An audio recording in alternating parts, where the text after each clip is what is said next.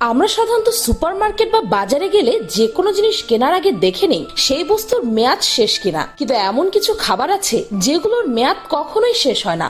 এমনকি সেগুলোর লেবেলে লেখা মেয়াদ শেষ হওয়ার পরেও সেগুলো খাওয়া সম্পূর্ণ নিরাপদ।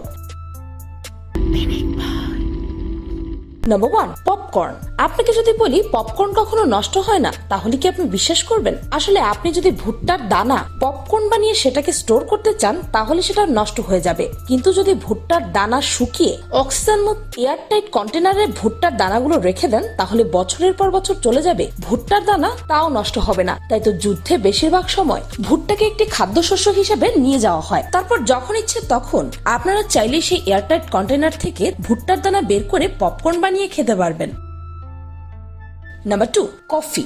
মেয়াদ শেষ হওয়ার পর আপনি কফিও খেতে পারবেন, কারণ ইনস্ট্যান্ট কফি তৈরি করা হয় আগে থেকে তৈরি করা কফির ঘনীভূত মিশ্রণ শুকিয়ে, তারপর গরম বাতাস ব্যবহার করে শুকিয়ে কফির তরলকে মসৃণ কফি পাউডারে রূপান্তরিত করা হয়। কিছু ক্ষেত্রে এটি ভ্যাকুয়াম ব্যবহার করে শুকানো বা হিমায়িত করা হয়। ইনস্ট্যান্ট কফি শুকানোর প্রক্রিয়া নিশ্চিত করে যে এর মধ্যে কোনো আর্দ্রতা বা পানি নেই, আর তাই এটি নষ্ট হতে দেয় না। নাম্বার 3, কাঁচা মাছ মাংস।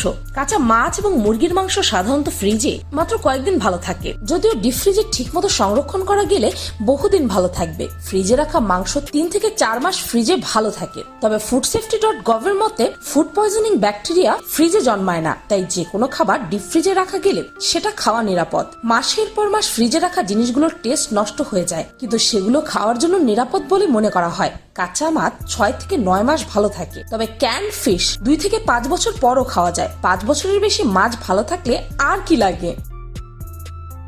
নাম্বার 4, ডাল, চাল ও বাদাম। মুগ ডাল, মসুর ডাল প্রায় প্রত্যেক রান্নাঘরেই পাওয়া যায়। শাকসবজি বা অন্য খাদ্যবস্তুর ভালো বা খারাপ নিয়ে আপনাকে যতটা মাথা ঘামাতে হয় এদের নিয়ে কিন্তু তা একেবারেই হয় না। এছাড়াও এয়ারটাইট কোনো জায়গায় 4 ডিগ্রি বা তার চেয়ে কম মাত্রায় সাদা চাল রেখে দিলে 30 বছরেও নাকি সেই চালের স্বাদ, গন্ধ বা খাদ্যগুণের কোনো রকম হেরফের হয় না। তবে বাদামি চাল অর্থাৎ ব্রাউন রাইস এতদিন টেকে না। এই ধরনের চালে তেল থাকে বলে এগুলো বড়জোর 6 মাস পর্যন্ত ঠিক থাকতে পারে। এমনকি শুকনো বাদাম বা সিমের বীজও এয়ারটাইট কন্টেনারে রাখতে পারলে তা 30 বছরও ঠিক থাকবে। Number 5, wine.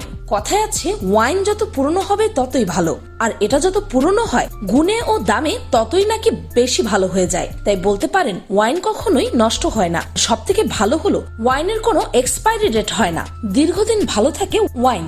ম্যাকআল্যান স্কচ হুইস্কি 64 বছরের পুরনো, তাই তো এই স্কচ হুইস্কি কিনতে খরচা করতে হবে 2,92,00,000 টাকা। আবার 2011 সালে হঠাৎ করে একটি বাড়ির বেসমেন্টে খুঁজে পাওয়া যায় এই হুইস্কির বোতলটি, যা কিনা তখনই ছিল 105 বছরের পুরনো, তাই এর দামও উঠেছিল 8,90,00,000 টাকা। Number 6, pasta. পাস্তা মানেই হচ্ছে পেস্ট, মানে আটা আর পানির পেস্ট তৈরি করুন, তৈরি হয়ে যাবে পাস্তা। শুকনো পাস্তা প্যাকেটে মেয়াদ শেষ হওয়ার পর 2 বছর পর্যন্ত খাওয়া যেতে পারে। সুপারমার্কেটের রেফ্রিজারেটরে রাখা কাঁচা পাস্তা সাধারণত মেয়াদ শেষ হওয়ার তারিখে 4 থেকে 5 দিনের জন্য ব্যবহার করা যেতে পারে, এর বেশি না। রান্না করা পাস্তা ডিপ ফ্রিজে রাখলে 6 থেকে 8 মাস পর্যন্ত খাওয়া যায়। তাই আপনি যদি বছর ধরে পাস্তা ভালো রাখতে চান তাহলে একটি এয়ারটাইট কন্টেনারে শুকনো পাস্তা রাখতে পারেন সংরক্ষণ করতে। Number 7, cheese. লস অ্যাঞ্জেলেস ক্যালিফোর্নিয়ার একজন ডায়েটিশিয়ান সোফিয়া নর্টনের মতে বেশিরভাগ চিজের মেয়াদ শেষ হওয়ার তারিখ নেই। আসলে কিছু কিছু চিজের ওপরে মাঝে মাঝে সাদা বা নীলচে সবুজ ছাঁচ তৈরি হয়, তখন চিজের ছাঁচ দেখলে সেই অংশটিকে কেটে ফেলুন, বাকিটা খাওয়ার উপযোগী থাকে। এছাড়া চিজের স্বাদ ও গন্ধে বোঝা যাবে তা ভালো আছে কিনা, তাই বলা যায় মেয়াদ ফুরিয়ে গেলেও চিজ আপনি খেতে পারেন। Number 8, peanut butter. পিনাট বাটারে যদি একদমই কম চিনি থাকে আর অনেক বেশি মাখন থাকে তাহলে সেটি 3 থেকে 5 বছর পর্যন্ত এক্সপায়ার হয় না, আর এটি স্বাস্থ্যের জন্য বেশ ভালো। তবে আপনার বাসায় যদি পিনাট বাটার অর্থাৎ চীনা বাদামের তৈরি মাখন থাকে তাহলে আপনি শুধু হেলদি হবেন না বরং ওয়েলদিও হবেন, কারণ পিনাট বাটার থেকে তৈরি করা যেতে পারে ডায়মন্ড ক্রিস্টাল। হীরা কিন্তু আর কিছুই না, এটি একটি কার্বন ক্রিস্টাল যা বহু বছর প্রেসার আর হিটের মধ্যে থেকে তৈরি হয়। আর পিনাট বাটারে কার্বনের মাত্রা অনেক বেশি, তাই সায়েন্টিস্টরা এর জন্য বের করেছে স্টিলেটো এফেক্ট টেকনিক। দেখুন, ওনারা 2টি ডায়মন্ডের মাঝখানে পিনাট বাটার রেখে সেটিকে কম্প্রেস করে, আর এই দেখুন কিভাবে হয়ে গেল আপনার ডায়মন্ড তৈরি, যা অন্যান্য ডায়মন্ডের মতোই দেখতে। নাম্বার 9, ভ্যানিলা ও সয়া সস। দামি ও সুস্বাদু ভ্যানিলা যত্ন করে রাখলে 10 থেকে 20 বছরে এটা একটুও নষ্ট হয় না।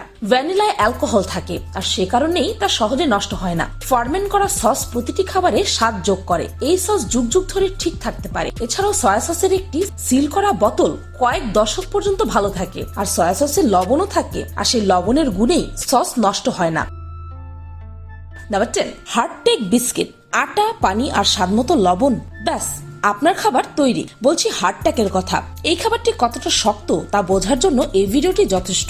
নড়বড়ে দাঁত হলে আপনার দাঁতের অবস্থা 12টা বেজে যাবে। প্রতিটি অভিযান শুরু করার আগে কলম্বাস মোটামুটি 1 বছরের খাবার দাবার জাহাজে মজুদ রাখতেন। ইতিহাসবিদরা মনে করেন কলম্বাস স্পেনে ফিরে আসা অবধি যে পরিমাণ খাবার প্রয়োজন হতে পারে ঠিক ওই পরিমাণ খাবারই সঙ্গে নিতেন। আর সেই খাবারের মধ্যে একটি ছিল এই হার্টটেক বিস্কিট। সে সময় নাবিকদের কাছে সবচেয়ে জনপ্রিয় খাবার ছিল এই বিস্কিট। এই বিস্কিট শব্দটি এসেছে লাতিন শব্দ বিসকপ্টাস থেকে, যার অর্থ দুবার সেকা। প্রথমে ময়দা গুলে খন্ড খন্ড করে তাতে পানি দিয়ে বিস্কিটের আকার দেওয়া হয়, সেগুলোকে তাপে সেকা হয় আর তারপর সেই বিস্কিটগুলোকে আবার ভেঙে গুঁড়া করা হতো এবং ওই বিস্কিটে পানি মিশিয়ে নতুন আকার দিয়ে দ্বিতীয়বার সেকা হতো। এই প্রক্রিয়ায় বিস্কিটগুলো কাঠের মতো শক্ত হয়ে যেত, যা পানিতে চুবিয়ে খাওয়া ছাড়া অন্য কোনো উপায় নেই। আর যার কারণে এই বিস্কিটগুলো বছরের পর বছর ভালো থাকতো, নষ্ট হতো না।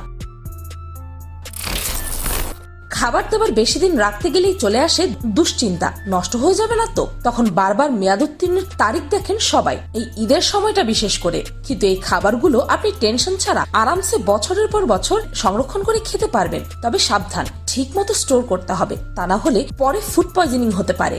মধুর মতো খাবার যে কখনো নষ্ট হয় না সেটা তো আমরা কম বেশি সকলেই জানি, কিন্তু এই খাবারগুলো যে নষ্ট হয় না সেগুলো আপনাদের মধ্যে কে কে জানতেন কমেন্টে জানাবেন কিন্তু। আর ভিডিওটি ভালো লাগলে একটি লাইক করে যাবেন। আমি ফাল্গুনি, আজকের মতো পর্যন্তই। দেখা হচ্ছে পরের ভিডিওতে।